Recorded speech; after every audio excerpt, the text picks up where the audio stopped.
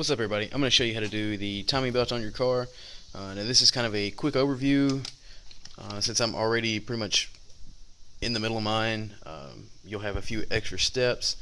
To kind of quickly go over them, you'll have to remove a few covers. I want to say you have to remove the one on this side first. They kind of come off in sequence. This one I want to say comes off first. It's got three 10mm bolts holding it on.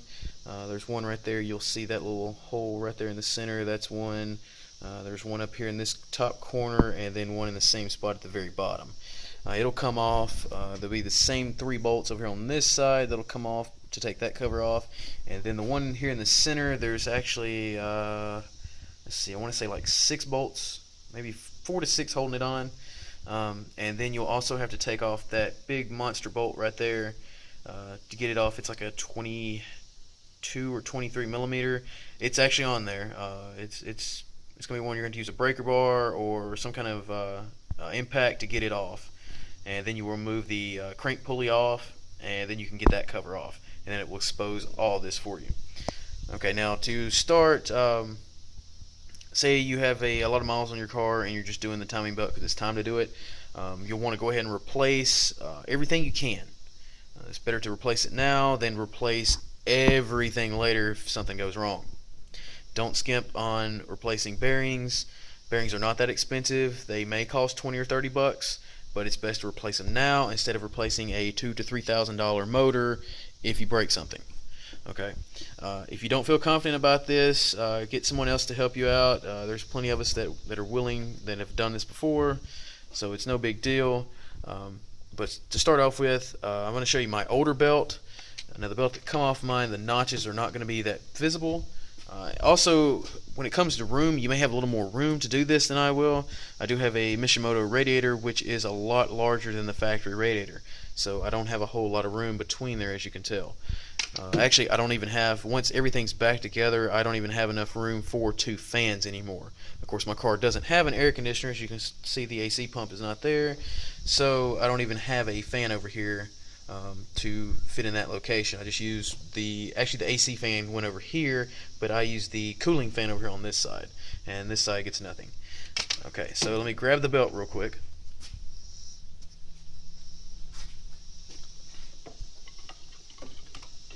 Alright, like I said, this is an older belt, so the notches aren't the best visibly. Let me see if I can even find the one. We're going to start with the crank. That's going to be our first one. Let me get down here real quick. Now, I got that little guide is still on there. That's going to come off with a... Come on, focus now. Focus, focus, focus, focus. That's going to be a... Come on. There we go. Okay. Now, those 2 bolts there are going to come off. They're both 10mm. They're a very soft bolt.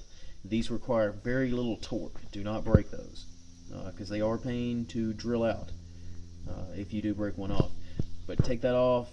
Now on the cam gear, or the crank gear, let's see if I can get my light adjusted, if it'll focus and everything. I do apologize for that. I wish I had more room. There we go. Okay, you see that little arrow right there? That arrow is actually on mine. The arrow is actually going to go over here on the far right side, facing 90 degrees, actually pointing to the right. So I'm actually not at top dead center right now. There is a mark, which, since that is there, the mark is probably on the lower side of it right there somewhere. Actually, I believe that's it. No, it's somewhere over there. But there's actually a mark on here that you will line up. It's hard to see on this one. In person, it's a lot easier to see. But you'll line the mark up straight up. That'll be top dead center, which will put that arrow over here to the far right, pointing to the right, and that should be at top dead center. Now, another thing you can do is take out this spark plug, this number 1 spark plug over here. Fit something up in there, something long enough that it can go all the way down to the very bottom, in case you are on a at the bottom of like a firing stroke or before a compression stroke. So that way, as you rotate the crank around to the right clockwise, it will actually push whatever you've got in there out up to top dead center, and then it will start to back in just a little bit. And once whatever you've got in there goes in or comes all the way out, the piston, once it starts to move back in a little bit, rotate back just a little bit, just a little, like I said, just a little, so that line gets marked, or the little mark gets lined up here, and the arrow is pointing that way. That will be top dead center. Okay. Let's see, let me get my light adjusted here. All right, on the covers themselves, there's actually little notches. You see that one there. This one, you might be able to see it down there. It is. Oops. See if I can get my light over there and out of the way at least.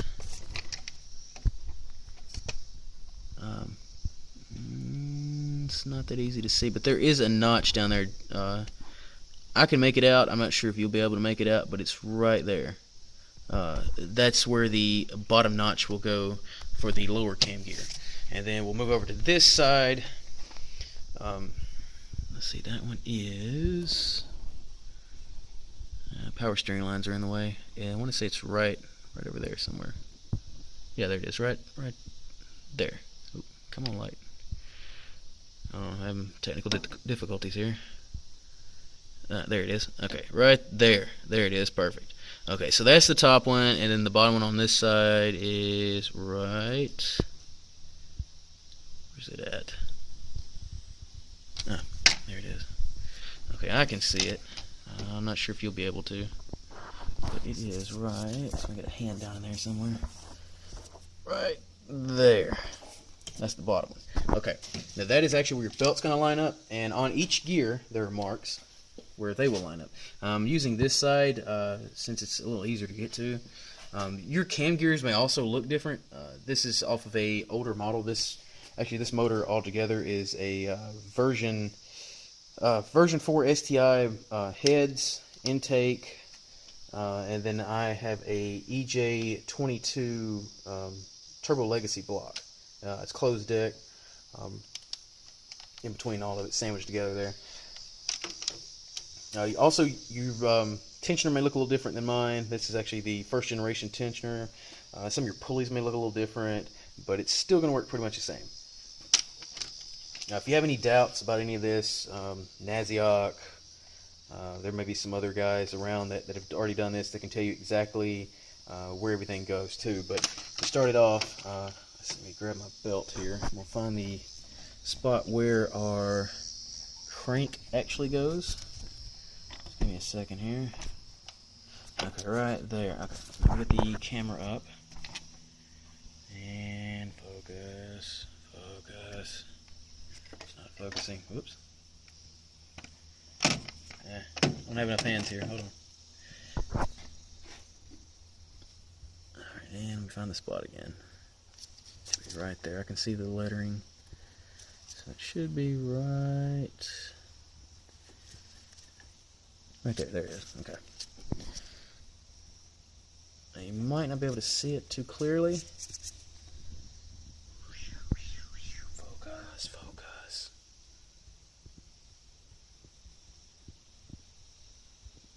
Yeah. Well, anyways, there's little dotted lines on this one.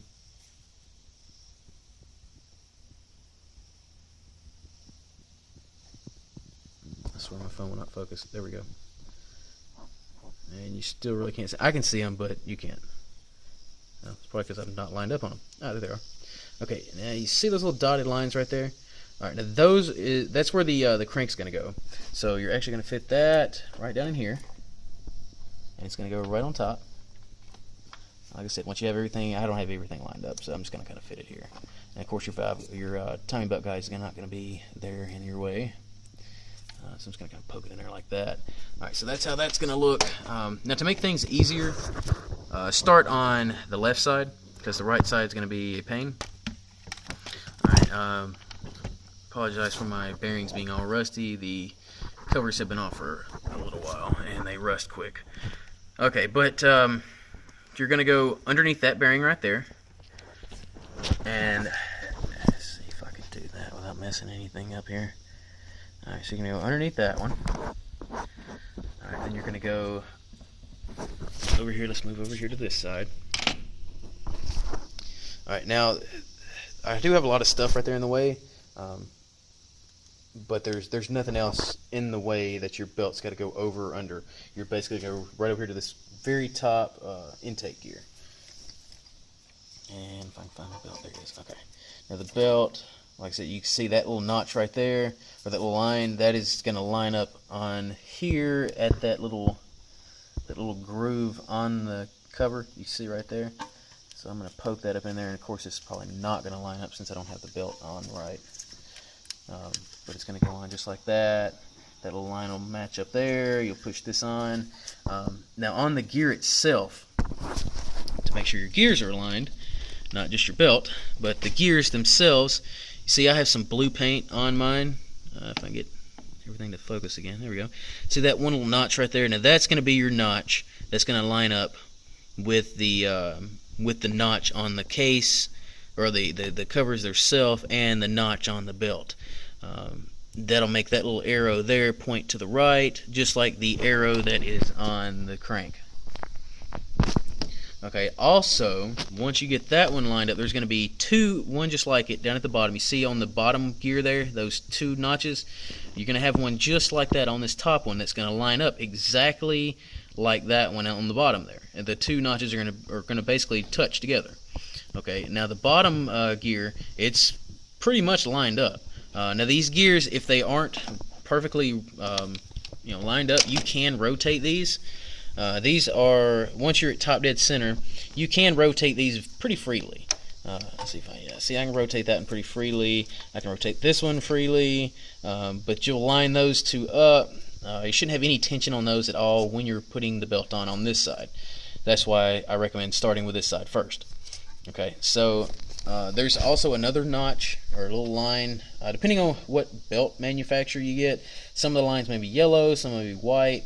I think these were white when I got this belt, and the spot for the crank was yellow. The little dotted lines were yellow. Now this is a OEM Subaru belt too. Yeah, because you can't see it, but right there, right next to where it's lined up on the crank, there was the Subaru logo just written multiple times there. But it's going to line up here, go underneath that gear right there. Let's see if I'm actually just looking at the camera, so it's kind of hard to do it that way. But of course, it's going to go underneath there. Let me poke this up to here. That's my problem.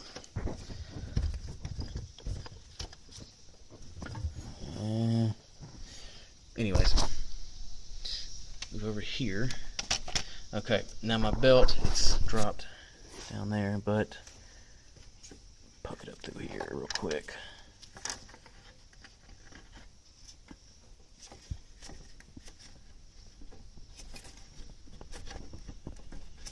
Come out of there. Okay. It's hard to do this just by looking at a screen. Now this is actually going to go over top of this.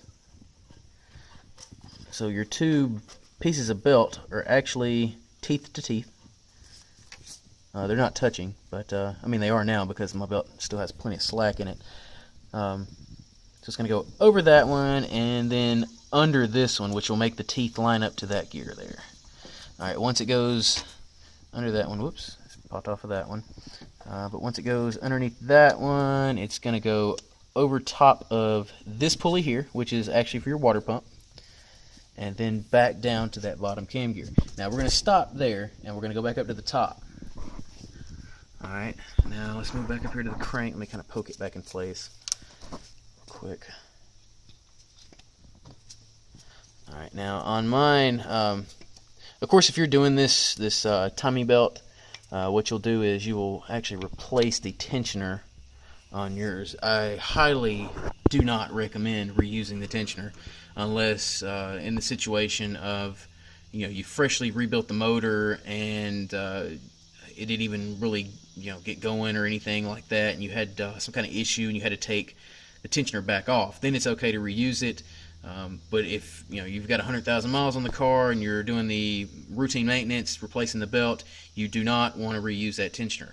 Reusing a $30 tensioner, or well, I don't know, mine it's actually two different pieces.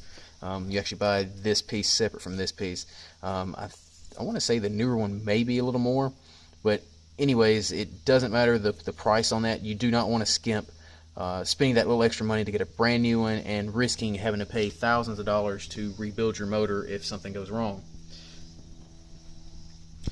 Okay, so back to where we were. Now, like again, if you do have a new tensioner, that's not even going to be there in your way, and you'll also have like a one-piece tensioner where mine's a two-piece, so that's not even going to be really in your way. Well, actually, you can bolt it on and everything because you're going to still have the little pin in yours that's going to be holding it closed. So you can still put everything on, route it. It'll pull some of the slack out, but you'll still have a little bit of slack to play with, which is going to come in handy over here. Okay, now on this one, you see we got the notch here, so we're going to line that up. The belt's going to have its own little notch, which I'm not even going to try to find that on this one, but it's going to line up here. Now, don't be discouraged if your belt and these notches aren't perfect. Like that right there, your belt. All right, so say you got your belt on and the line is here. Don't be discouraged if your line is right there somewhere. You know, as long as it's close. Because if you try to move it another tooth and then it's over here, it's not going to matter. It's just as long as it's close. Okay. Now on these, same exact thing. Let me get my light over here. Okay. And as you can see, the two little notches there, they're going to line up straight down. And there's going to be two notches down there. They're going to line straight up. Is that them right there? Or is that the single notch? That's a single notch. All right, and that single notch on this one is actually going to go over here.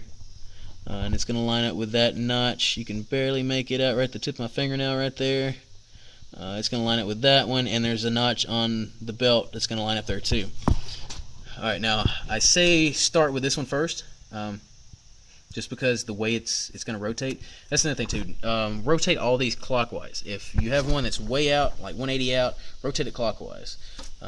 For this one here, where it's going to, when you're at top dead center, that means you're on the compression stroke. It's about to open. The intake valve's about to open to let air and fuel in. So what's going to happen with this one is it's going to be right at the brink of duration. So your notch, let me find the notch on this one again. So that's my 2. So my 1 is probably like, yeah, right there. Alright, yeah, so my 1 is right there. You can see the little groove on it. Alright, so that is actually going to have to move to here. Now that is, it's not really 90 degrees, but it's at the point now to where I cannot rotate it anymore by hand. I could probably, I could force it, I can't get far enough with it. So that's like a either a 16 or 17 millimeter. You'll put on it and rotate it on around. It's going to have tension on it. Now once you pass this point, actually once you start getting close to this point, be very, very careful because once you pass it just a little bit, you will actually pass duration and the gear will spring itself forward. Alright, and then you'll have to rotate it again and get lined back up to where you were.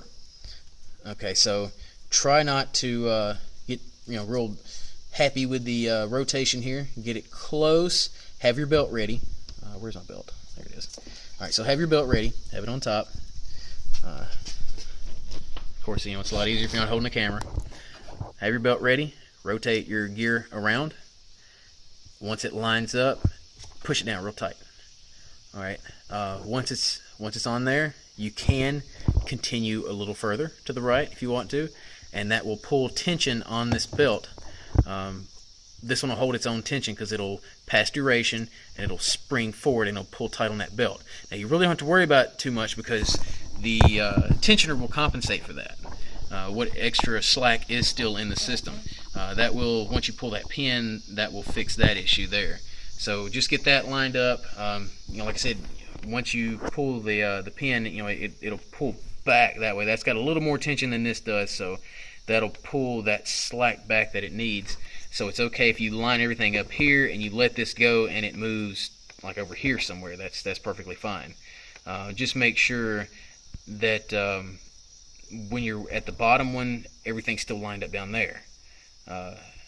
In which, if everything is lined up, you will have a little bit of slack in between there, and then once you pop the pin on your tensioner, you can rotate this one backwards, counterclockwise just a little bit to get it back lined up, which will pull that slack out of here, and the tensioner will take over everything else. Okay, so you've got the top one on. Now we're going to work on the bottom one. Now on the bottom one here, like I said, rotate all of them clockwise. As you can see, I can freehand this one because I'm in between durations. Okay, so right there is duration. I'm hitting duration. I can't see any of the notches, but the two notches, like I was talking about over on the other side, the two notches are going to be here, and then you're going to have two notches that are going to be right here. They're going to line up. Then you'll have a single notch over here. Okay, on this one you're going to be there's the two notches right there. So I'm actually 180 out. On this one, you're going to be just passing duration. So if you're rotating this one clockwise, where you need it to be, it's going to free spin on you before you get it lined up to where you need to be. So it's okay to spin this one counterclockwise. See how right there I'm at duration? Okay, so I'm just past the duration where I need. So these actually need to be here. So it's a little less than 90 degrees, so it's okay to rotate this one counterclockwise because you won't have any interference of valves hitting or pistons to valve issue or anything like that. So you can rotate this one counterclockwise to get it lined up. That's actually what I do. Rotate it backwards, and once you get it close, you take the bottom, since you've already got the bottom here over your water pump and everything. You would actually have your top on. Let's see, let me get that up here. What we got? Got something holding me, but once you got the top on, you're pretty much there. Let me adjust my light again. Drop the light down in there. There we go. So you're going to have your top belt on. The bottom is going to be almost putting itself on. There we go. Okay. So here we go. So it's so close right there. You won't have to do much, if anything at all. See, it's pretty much lined up like that. So what you'll do is, if you want to, you can actually put that belt on just like it is, like that. It's not enough tension on it to touch or rub the belt.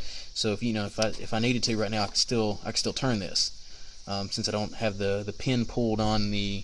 Well, I mean, I don't have everything on, but you didn't have the pin pulled on your tensioner, and everything was holding by this one.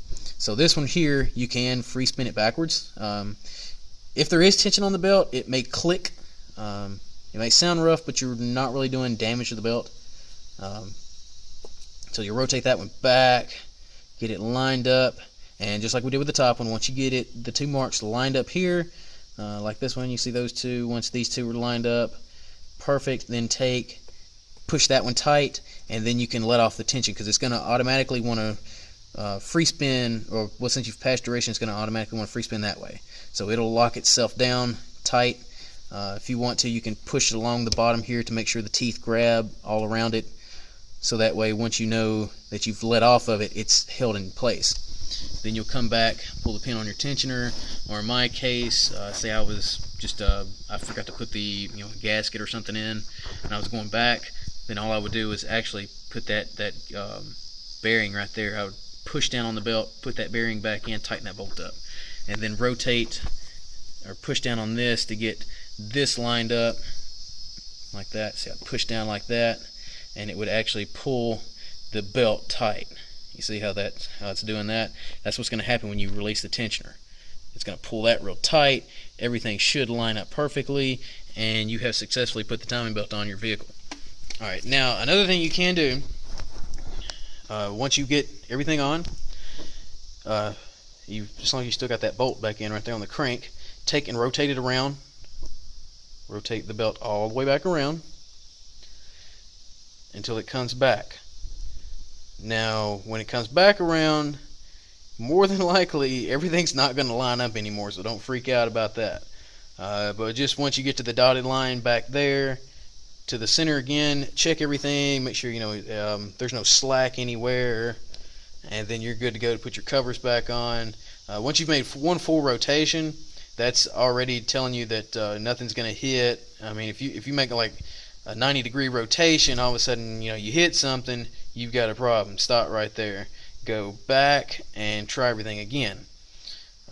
But if you make one full rotation and you get back around to the dotted line on the crank there and you haven't hit anything and everything feels smooth, you keep hearing compression from each cylinder as it rotates, then you're good to go. Put your covers back on, done.